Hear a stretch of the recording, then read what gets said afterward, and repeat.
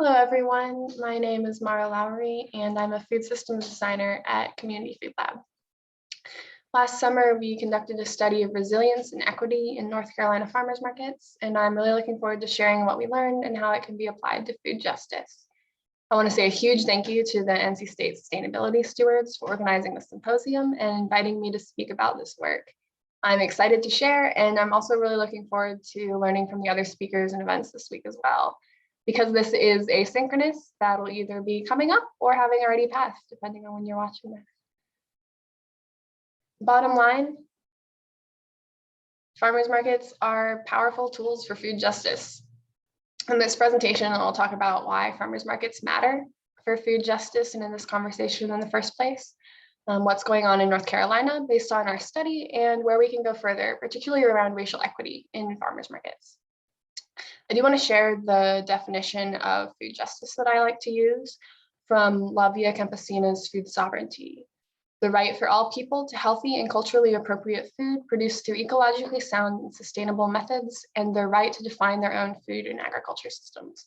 This highlights food justice as encompassing producers, eaters, and everyone in between. Food justice involves empowering people to produce and access healthy, sustainable food, while fighting systemic injustices that restrict and create barriers to this right. It's a complex and multifaceted issue and combines a lot of different areas.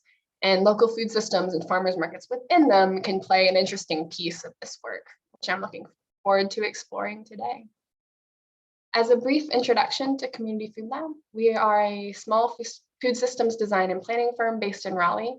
We apply a design lens to complex food system issues, connecting people and creative problem solving to create better communities. We do a lot of food system analysis, participatory planning, physical design, and some qualitative research, such as our farmers market study that I'll be discussing. As a note about our process, kind of our research approach, we're not experts in farmers markets or racial equity and don't want to present ourselves as such, but rather food system generalists who approached our research as learners, eager to discover what's happening and how we can best push food systems forward in this particular way. Our process was broad, fast-paced, and oriented towards producing tangible action steps for farmers markets to learn and build towards the future. So how did we do that? We surveyed North Carolina farmers markets over the summer of 2020, looking into COVID-19 experiences and strategies, particularly around insight into resilience and innovation where it occurred.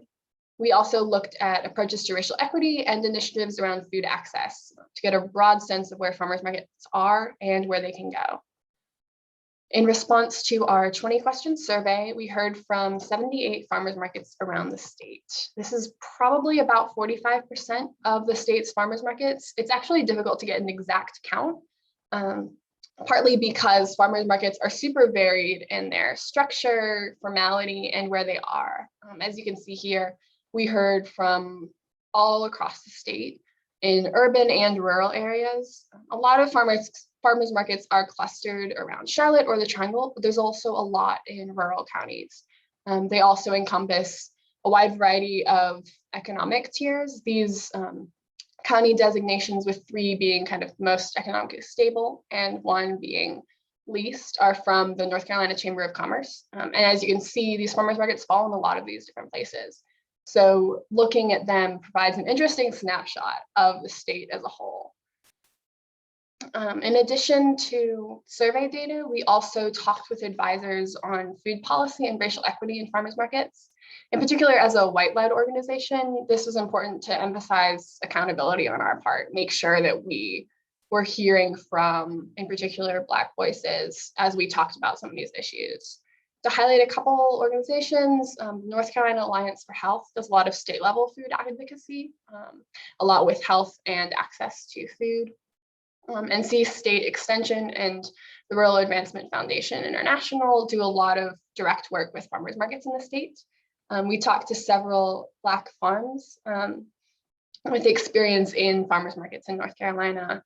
And all of these together holistically informed our analysis and recommendations. So the lenses we took as we explore these issues and how we approach bringing them into the world. If you're interested in some of the things I'm talking about, these organizations are definitely a great place for further research. They do a lot of these things daily, and they're fascinating to learn from, I've definitely found.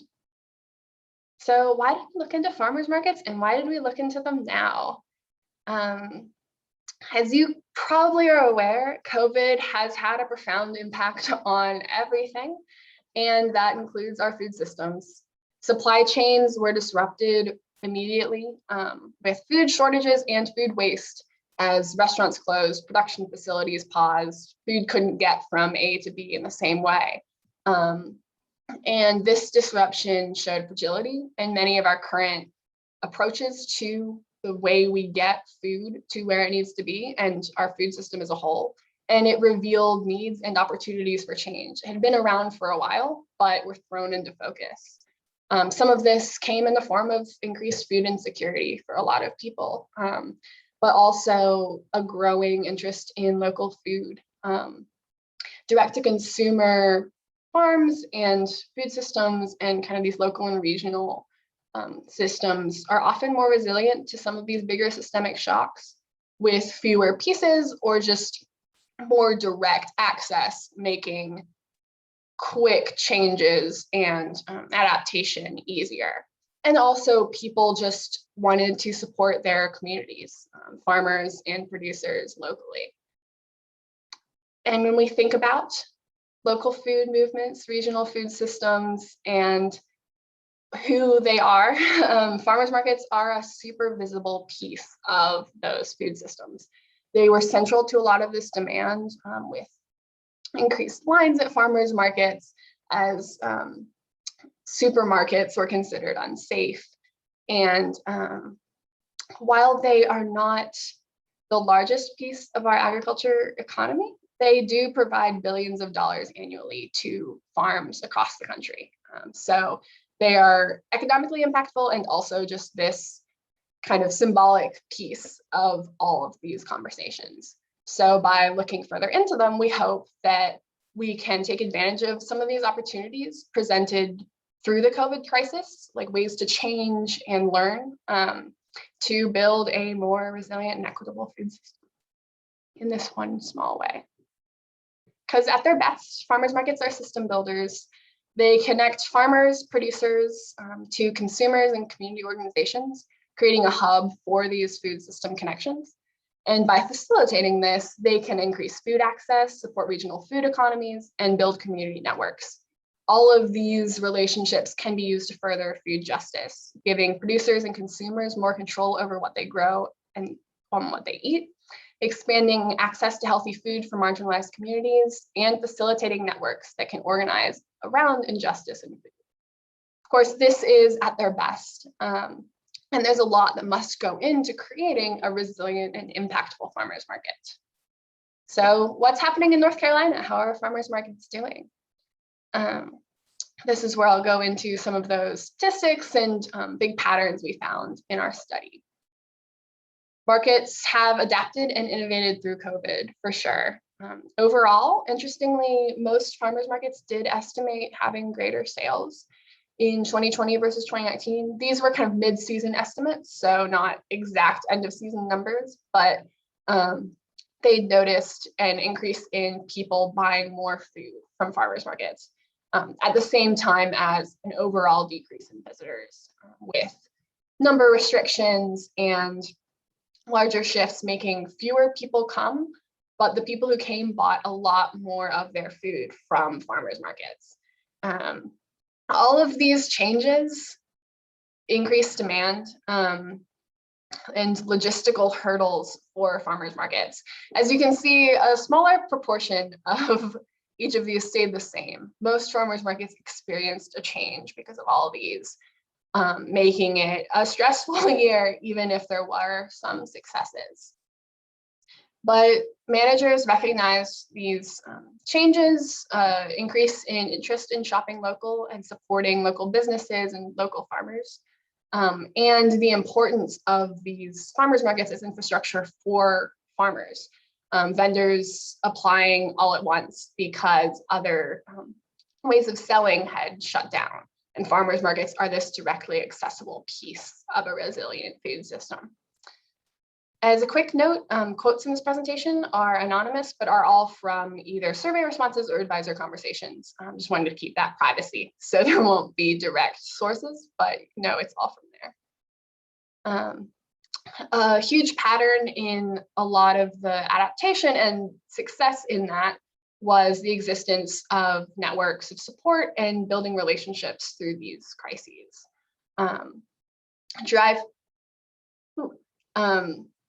Partner organizations supported PPE or emergency planning efforts, and markets increasingly embraced their role in connecting farmers to each other and to consumers. Things like aggregation between multiple farmers increased as different ways of selling increased. And farmers markets often embrace this opportunity to perform that role that they'd already been doing in a more direct way, really connecting farmers to each other and getting that produce to consumers in that kind of aggregate. Markets have innovated, expanding food access options with drive-through, curbside pickup, pre-order programs being a common response. This is seen like throughout the food industry, but many farmers markets definitely took advantage of these new programs. And also kind of nationally, there's examples of farmers markets starting to do food box programs, assembling them from multiple farms, and sometimes taking the form of donations, outreach, and community-oriented missions that supported farmers and communities at the same time with food donations that used food from farms. Intuitively, these flexible and innovative programs correlated with higher sales for markets, and many markets reporting wanting to continue these programs into the future, even without kind of these crisis situations that necessitated them. Markets that did have curbside pickup or online ordering programs did report higher sales. And a lot of that comes with, I think, the ability to be flexible and adapt to the changing conditions real fast and adapt to the community needs in the moment. So being responsive to what was going on around them. This does relate to markets increasingly recognizing their role that they have to play in food security. Traditionally, some common methods that address certain disparities and the kind of perception of farmers markets and local food movements as sort of wealthier spaces that are cost prohibitive. Some things that tend to address this include pushing for SNAP or EBT acceptance, previously known as food stamps, among market vendors. So making farmers markets a place where you can apply those benefits, making that accessible, along with nutrition incentive programs, which will actually partner with grants or other programs to double the value of the nutrition assistance dollars when they're spent at a farmer's market. So while maybe this produce is a little bit more expensive than you find in the grocery store, you're able to get twice the value. And that just helps bring some of those cost disparities down. But people do have to know about them, and they do have to be applied at farmers markets.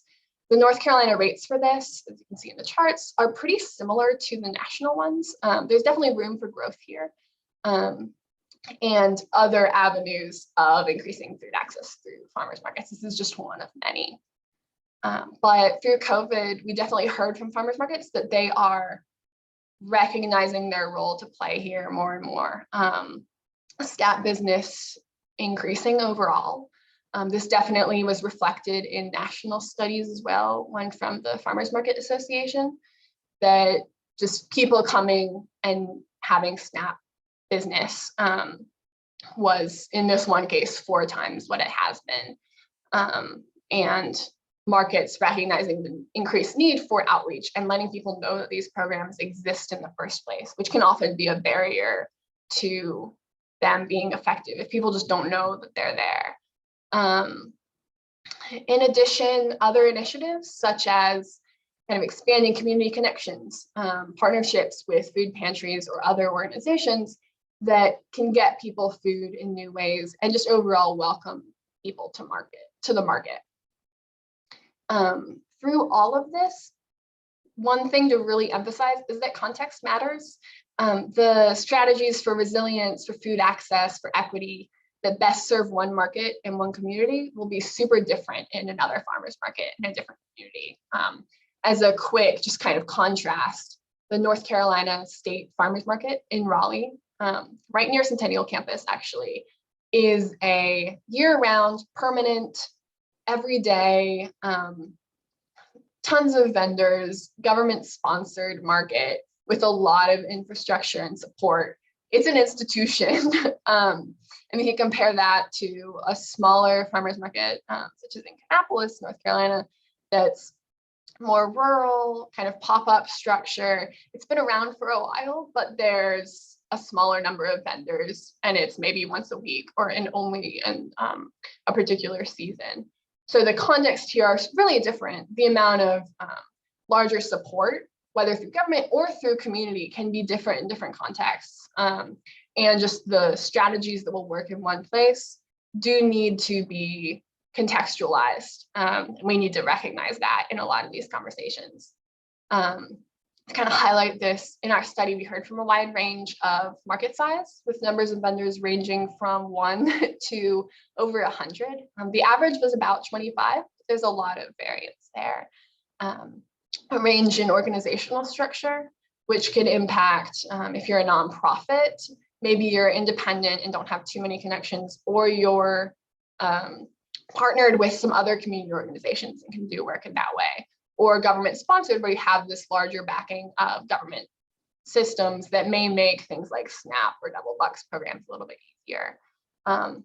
It also relates to facility type, things like kind of the less permanent pop-up tents, which there were 49 of, are going to be a different context than a more permanent kind of outdoor indoor facility.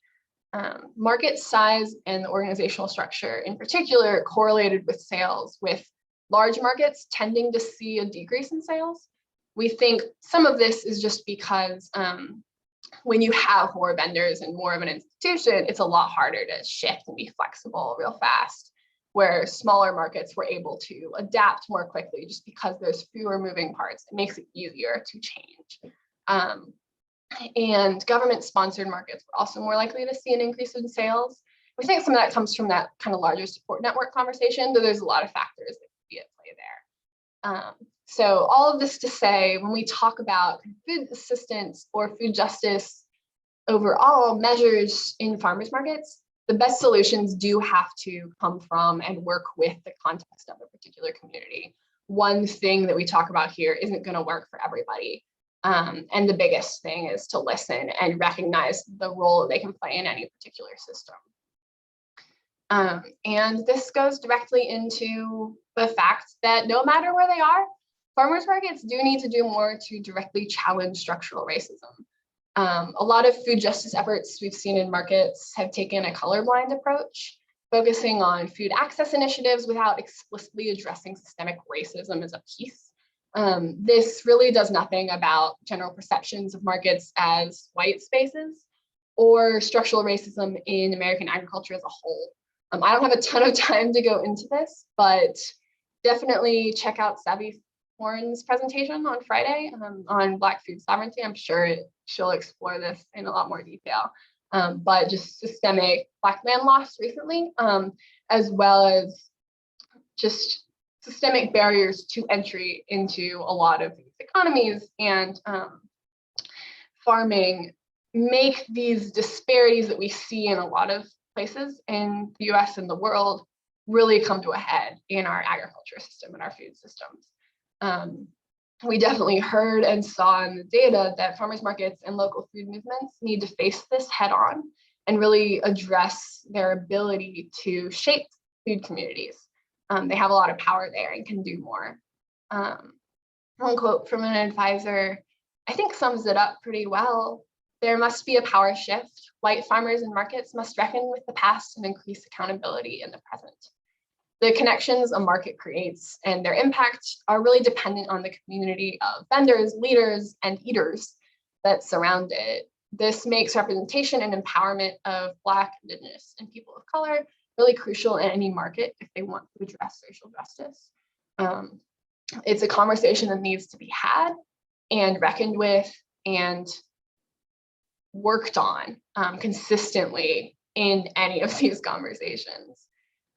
Diving into the statistics a bit, as a quick note, in our study focused on kind of the management side of markets rather than the customer side. So the focus here will be on vendor representation and leadership rather than efforts kind of in consumer representation and equity. So that's where this is. And it's also, this is a pretty broad brush on all of these statistics. We're kind of just touching on representation, and there's a lot more nuance and diving into these that can be done. So one statistic we found, about 40% of markets in the state had no BIPOC vendors at all. This isn't a proportion of vendors in a market. This is just 40% had no people of color represented among vendors. This starts to be impactful when we think about farmers markets. They have an ability to connect farmers to customers, but without the outreach and representation of farmers of color in the markets, those connections and economic power in marginalized farmers just aren't built. It's shutting off from this one avenue of food systems, making these structural inequalities remain unchanged. Similarly, only about 23% of markets had BIPOC in leadership. This really came into play when we looked at market policies, where a lack of inclusion in conversations could lead to blind spots and unaddressed disparities that impact vendor representation and inclusion for customers at the farmers market as well and the community around it.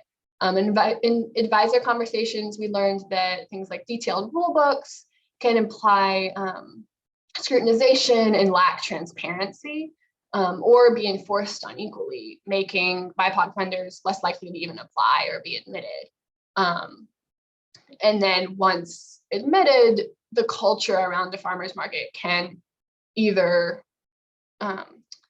be inclusive or be more exclusive and create kind of a toxic environment that can start to be addressed by increasing representation and empowerment of people of color among leadership positions. One bright side is that as these connections do get built and representation and empowerment of people of color are focused on, markets seem to become more resilient. I mentioned earlier that larger markets were more likely to see a decrease in sales.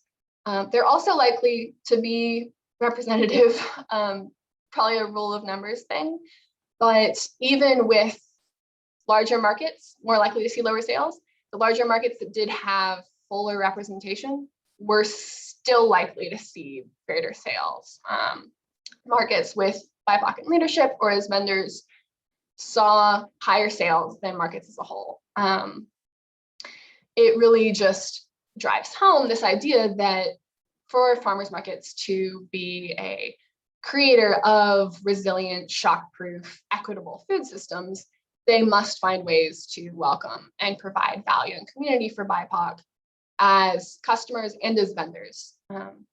This isn't just an option and thing to think about, but it's a key part of any food system decisions that farmers markets are making. One example of this really explored and emphasized is the Black farmers market. It really grew out of last summer and the COVID crisis, where and they're based in Durham and Raleigh, North Carolina, created a space to support a network of Black farmers, fight food apartheid, and create healthy food access in Black communities. A quote from one of the organizers from a conversation we had on just kind of the impact that this has short-term and long-term Short-term representation and inclusion bring people coming out to shop, learning to cook new things, and building networks. In the long term, it builds a sense of self-efficacy and confidence among Black communities. So by creating this intentional space that completely centers food justice in every aspect of their market, it has these kind of short-term effects that we often associate with the idea of farmers markets, and then just a longer-term, more structural impact on a community. This is the primary mission of the Black farmers market in particular, but strategies seen here and these conversations and just integrating racial justice fully with farmers market missions in any context will go a long way. This often just isn't happening and isn't a focus, but if it can be applied in a small rural market or a larger urban market and everywhere in between in different ways appropriate to contexts, it can, we can start addressing some of those issues. Some things we emphasize are just starting that conversation, as well as kind of focusing on outreach and representation in an empowering, really inclusive way. Thinking about policies at the farmers market that may be biased or